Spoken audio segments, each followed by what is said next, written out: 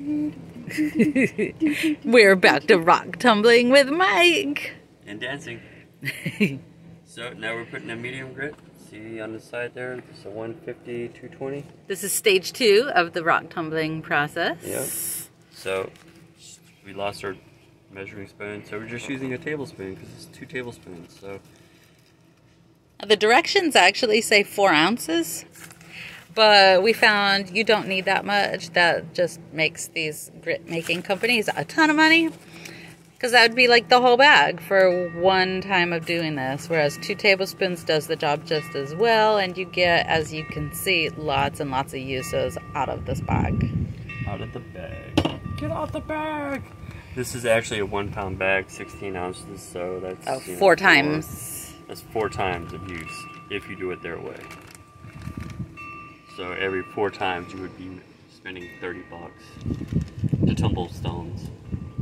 You don't have to do it. And who reads the directions anyways? Like, come on. Follow for more money-saving tips. Now we take the water and we just fill them up. And they're about 3/4 of the way full or more. You want to get them as close to the bottom of the line here as possible when you're filling them up. With the stones, 2 tablespoons at least of the grit, and then fill it up with water until all the stones are covered.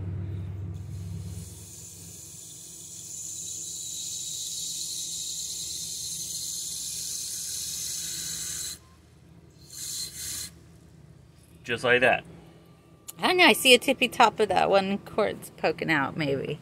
So Here? it just needs to be tucked in, or should we take that guy out of there? Kind of rearrange it just a little bit. I'm sure it'll fit in there. Hit it with a hammer if you have to.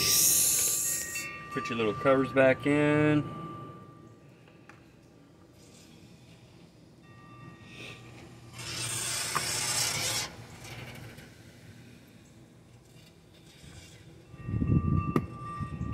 Make sure it's in, all the way sealed in.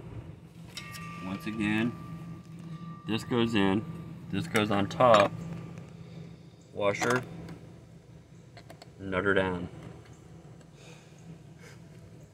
I don't know why he thinks that's funny.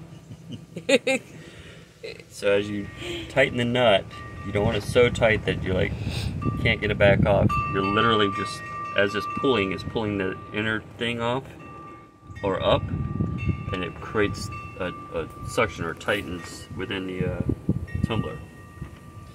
Make sure it's all the way down, all the way around this edge.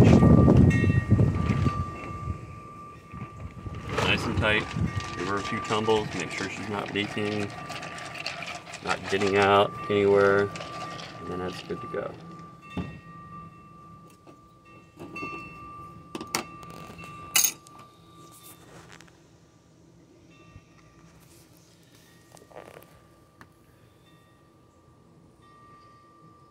Oh no, you did it wrong.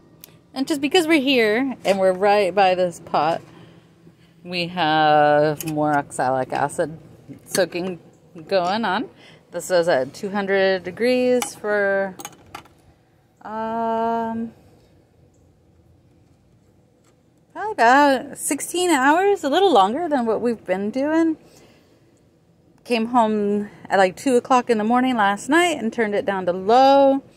And I figure we might as well just let it run on low the rest of the day. We'll unplug it tonight so that there's 0 heat and let it soak. And then I'll pull them out tomorrow. You don't want to pull them out while that's still hot, because then you're going to crack your quartzos. It looks really ugly right here because these are actually like some giant ones. And all the crystals happen to be on the other side. But they're too big for the pan. So upside downsies. And then this one, we'll probably flip it upside down just to get the bottom of it cleaned. Maybe not, because it is just the bottom, and it does kind of keep that clay experience on there. So, I don't know, but I just figured since we were here at the table, I might as well show you what was going on with that.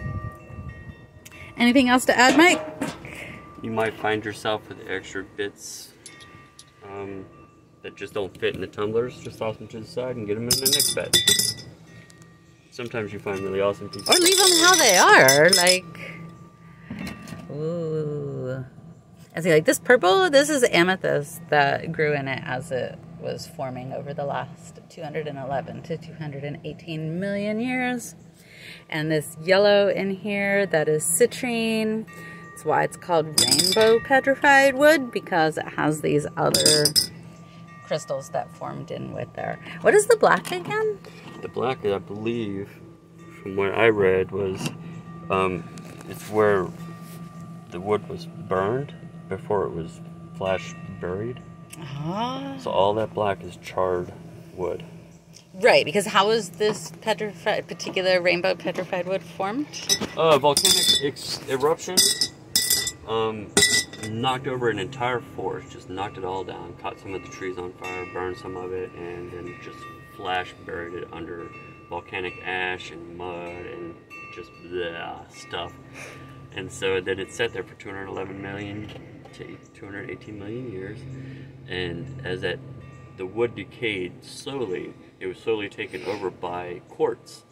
And in that quartz is like the citrine, the little impurities that make quartz different colors, like citrine and amethyst. That's what takes over the wood. So it's not actually wood at all. It is literally all just quartz. That's the thing you know now. What kind of trees are they?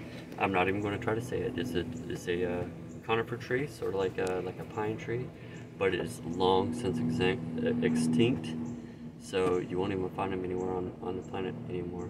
So that's what that wood is. Some super awesome, amazing extinct trees.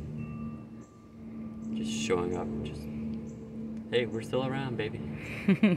Can't kill us. Can't take us down that easy.